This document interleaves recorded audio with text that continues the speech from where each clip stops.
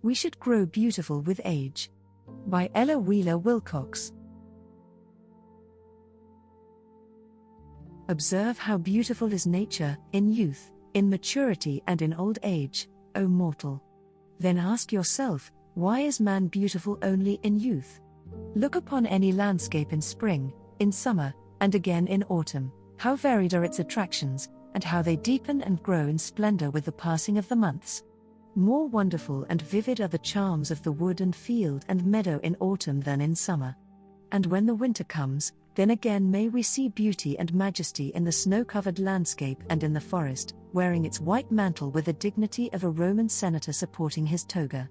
It is seldom indeed that one finds a repulsive scene in any season, unless it is some spot disfigured by the hand of man.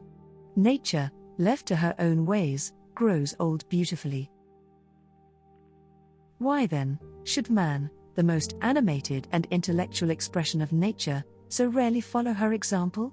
Why should the vast majority of men and women lose their personal charms after 30 and begin to grow plain, more frequently ugly, and almost universally commonplace, with the passing of each decade?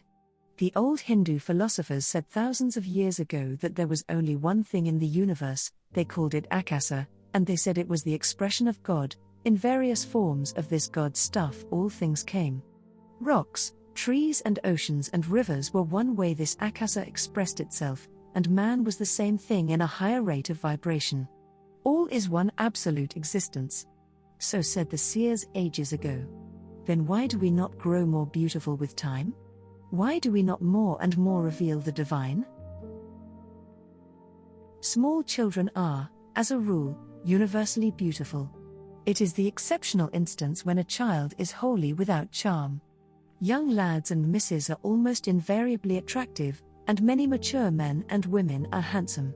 But the majority cease to be a pleasure to the eye after 35. The mouth loses its curves. The eye grows hard or restless, the cheeks sag or sink. The brow is strained and creased, and the skin loses its luster. The form becomes attenuated, or heavy and graceless. And all these things, we say, are natural and to be expected with the passing of youth. But they are not natural, since in nature there are only varying degrees of beauty with the passing of time. Men and women make themselves ugly. Nature leaves herself to the law of God. Man forgets that he is the expression of that law, and undertakes to think out a system of life based on youth, middle age and old age, and to form laws which govern those periods. He has decided that we must all fade and grow old and become decrepit and ugly in time. And he proceeds to aid the process by fretful worrying and petty thinking. By hatred and malice, by envyings and strivings, by gross feeding and unnatural drinking, and by every false idea and method of life conceivable by earthbound standards of mind, he makes himself ugly and commonplace after the first flush of youth has faded from his brow. With right thinking and living, and proper diet, and sensible care of the temple of the soul, the human body should grow more beautiful and refined with age. The skin would grow in brilliancy, the eye should glow with greater luster. The real beauty of the eye depends upon the light from within, and this light should shine with greater and greater radiance as the objects of earth cease to engross the mind and after the material pleasures have lost their supreme hold upon the heart. The mouth, which in little children and young men and maids curves with hope and happiness, should be more beautiful with the added experiences of life as we grow old. Instead, how unusual is an attractive mouth in a mature man or woman.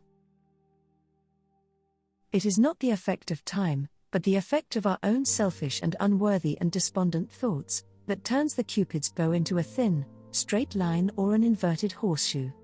It is not time or nature which puts bags under our eyes and takes the brilliancy from our skins. It is our indulgence in foods which do not nourish or sustain life, but only stimulate us temporarily, and afterward clog the system and interfere with circulation. Selfishness, self-indulgence, lack of gratitude to God for our blessings, jealousy, striving after false standards, fear, doubt, lack of love and sympathy, intolerance and narrow thoughts, these are the causes which turn the beautiful young people of the world into ugly or commonplace men and women. We may be as beautiful as the forest or the rocks if we will live up to the consciousness that with the passing of each year, God is working more and more fully through our personalities to reveal the beauty of His universe. And when the final hour comes, we may be so rarefied and refined that death will be only the stepping from one plane of existence to another, without sickness and without pain.